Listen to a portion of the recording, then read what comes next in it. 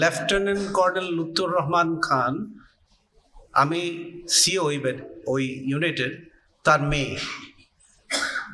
আপনাকে একটা কথা বলি, আপনারা নির্দোষ নির্দোষ বলছেন। লুৎফর রহমান খান, আমার যে হসপিটাল সেখানে প্রায় অ্যারাউন্ড 40 অফিসার ইনক্লুডিং সিভিল ডক্টরও ছিল।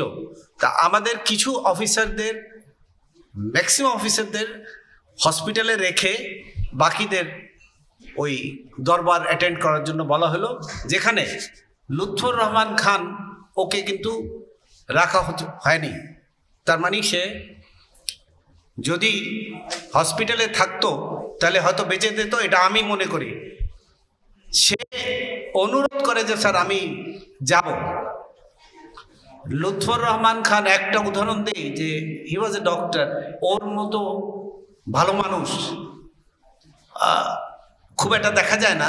আর একটা অনেকে বলে যে প্রি প্ল্যান্ড, এই অফিসারকে মারবে, ওই অফিসারকে মারবে। ন,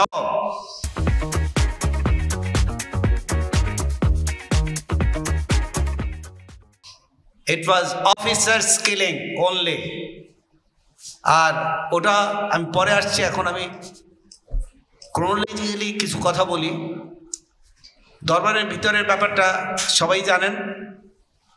আমরা বেরিয়ে আসছিলাম এই পাশে ওই নূর মোহাম্মদ স্কুলের সামনে, ওখানে মার্সিলেসলি বিটেন। 2007 সালে আমার ওপেন হার্ট সার্জারি হয়। যাই হোক, ওরা আমাকে ধরে নিয়ে যায়, ধরে নিয়ে গিয়ে ইয়েতে রাখে, ওদের ওয়ার্স কোয়ার্টার, আদার র্যাঙ্কস মানে সৈনিকদের যে কোয়ার্টার হয় ওইখানে রাখে।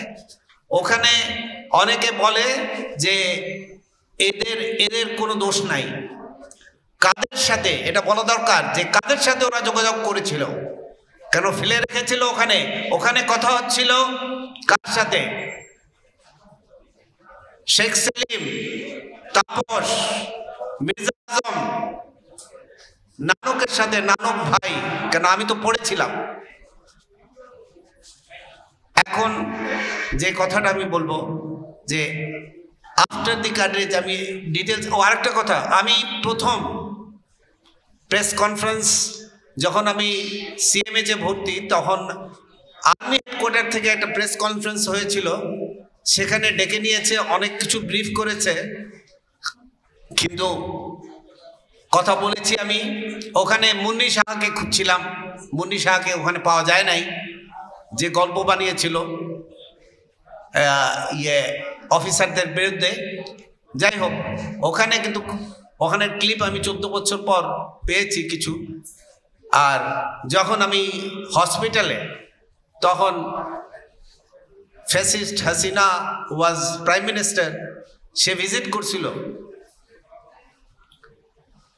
যারা ওই দিন অফিসার্স ফ্যামিলি, শহীদ ফ্যামিলি অ্যান্ড সারভাইভ ফ্যামিলি, যে কি অত্যাচার হয়েছে, এক একটা নমুনা দিচ্ছি আমি।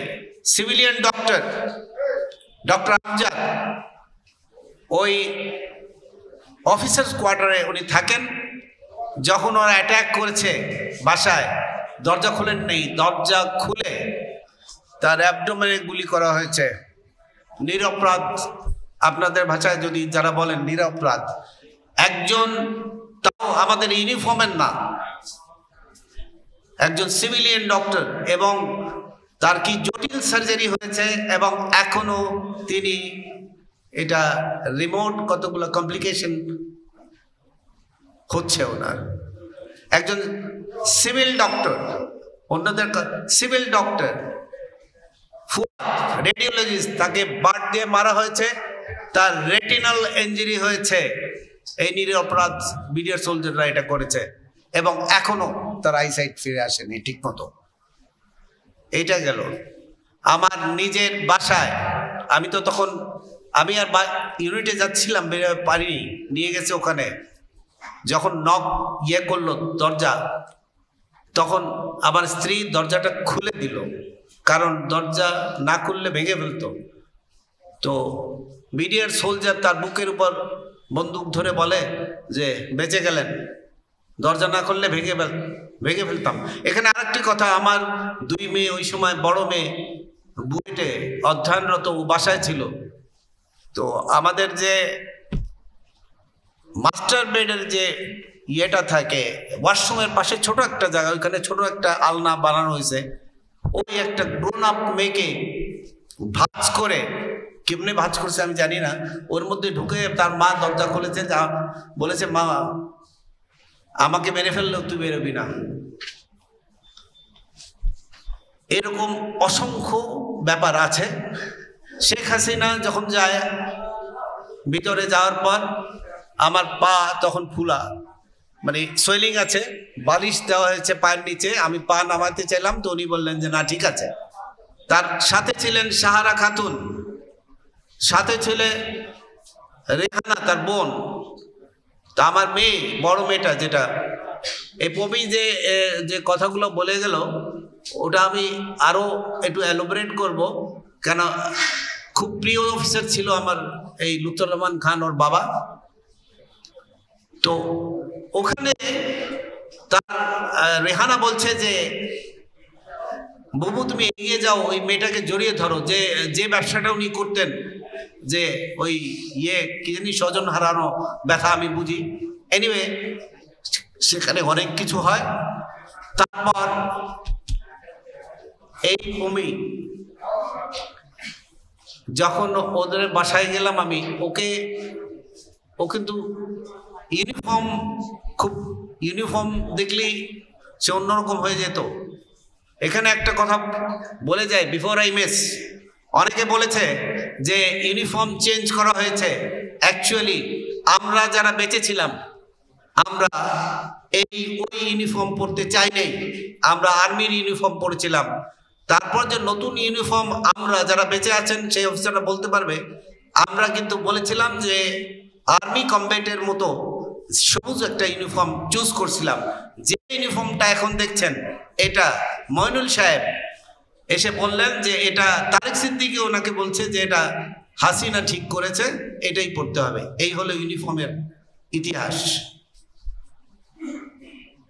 এখন আমি আপনার যে কথাটা প্রাসঙ্গিক কথা, যেখানে আপনারা বা অনেকে বলছে যে এরা নিরপরাধ, এখন আসি ইনভেস্টিগেশন আফটার দি কার্নেজের পর যেগুলো ইউনিট পিলখানায় ছিল, প্রত্যেক ইউনিটে একটি কোর্ট অফ ইনকোয়ারি বোর্ড হয়। ওই ইউনিটের অফিসার দ্বারা, অধিনায়কের তত্ত্বাবধানে, যারা ওই ইউনিটে যারা অপরাধ করেছে, এভিডেন্স এবং উইটনেসের মাধ্যমে ওগুলোকে অ্যাকিউজ করা এবং রেকমেন্ড করা, এটা সব ইউনিটেই হয়, সকাল বিকাল। এখন আমি বাধাগ্রস্ত করেছে কারা, এই ইনভেস্টিগেশন ওগুলো বলছি।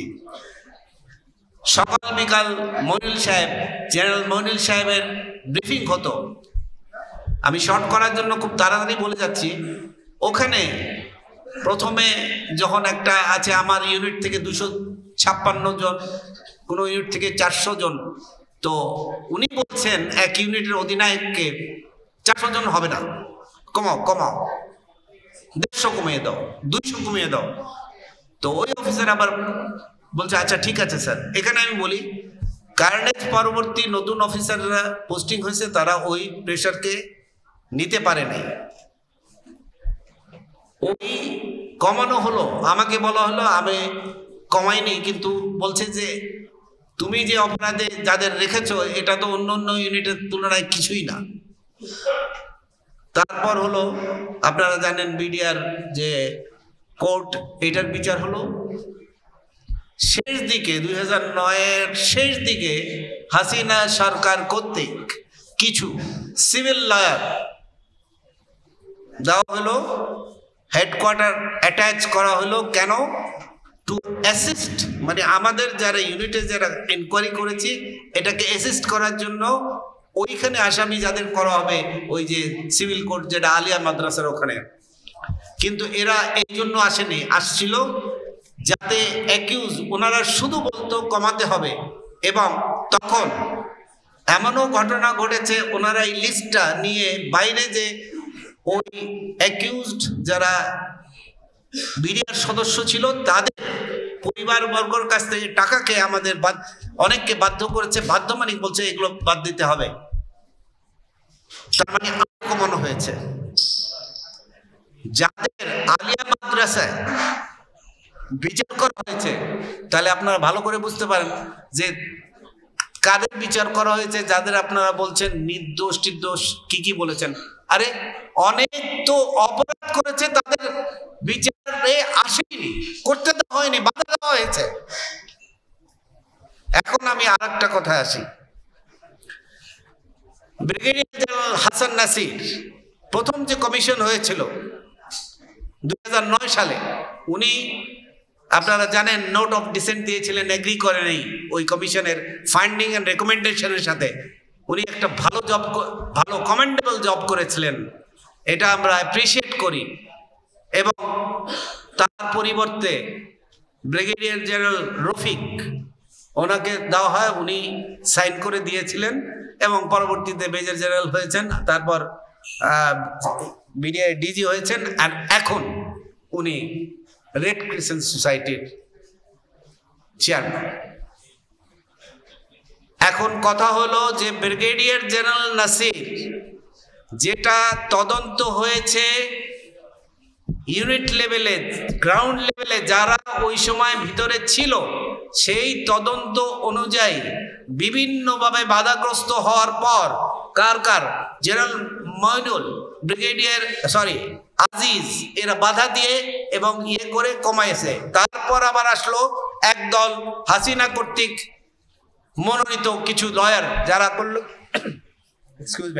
তারা আরো কমিয়ে দিল। তারপর যারা জেলে গেলেন, এরা কোনভাবে কিভাবে এরা নিরপরাধ হলেন, এরা নিরীহ হলেন। এবং দুঃখের বিষয় যে কথা সাকিব বলেছে, যে আমাদের যে রবি রহমান একজন ডেন্টিস্ট, সে শহীদ হয়েছে, তার ছেলে এই ছাত্রদের আন্দোলনে গুলি খেয়েছে। এখন কথা হলো যে ব্রিগেডিয়ার জেনারেল নাসির কি করে ওদের যে আত্মীয় স্বজন যারা কনভিক্টেড জেলে, কি করে এই স্টেটমেন্ট দিলেন যে এর মধ্যে কিছু নিরীহ আছে অনেকে। এই স্টেটমেন্টটা সম্পূর্ণভাবে ভুল, মিথ্যা। আর দুঃখের বিষয়, উনি বিভিন্ন ইউটিউব চ্যানেলে এই একই ধরনের স্টেটমেন্ট দিচ্ছেন।